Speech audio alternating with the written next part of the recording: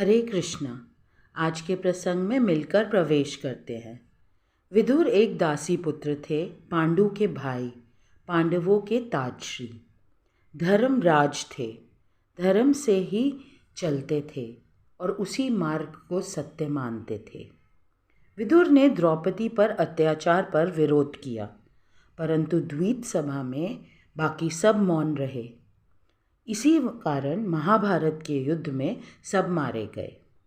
भगवान कृष्ण की योजना थी, धर्म युद्ध होकर रहेगा। सबकी कोई ना कोई कमजोरी थी, परंतु विदुर की कोई कमजोरी नहीं थी। धर्म कमजोर नहीं होता।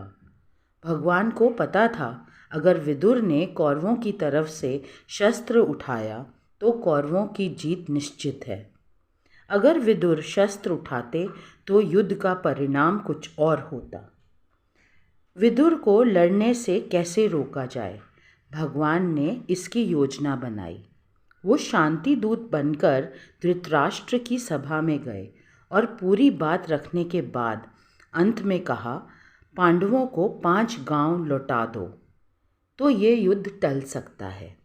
दुर्योधन ने साफ मना कर दिया और बोला, सुई के नोक मात्र भी भूमि नहीं लौटाएगा। भगवान ने बोला, युद्ध निश्चित है। भगवान ने दुर्योधन के महल में रुकने से इनकार किया और विदुर के घर रुके। सूखी रूखी खाकर प्रसन्न हुए। सभा में विदुर ने दुर्योधन को समझाने का प्रयास किया कि भगवान कृष्ण ठीक कह रहे हैं, युद्ध को रोकना चाहिए, प्रस्ताव मान लेना चाहिए। इस बात पर दुर्योधन ने क्रोधित हो विदुर को दासी पुत्र कहकर अपमानित किया। ये सुन विदुर ने शस्त्र त्याग दिए और संन्यास लेने की घोषणा की।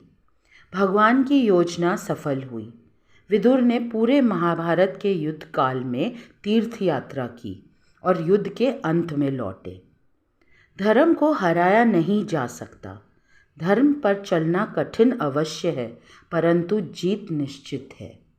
सर्वम श्री कृष्ण अर्पणम।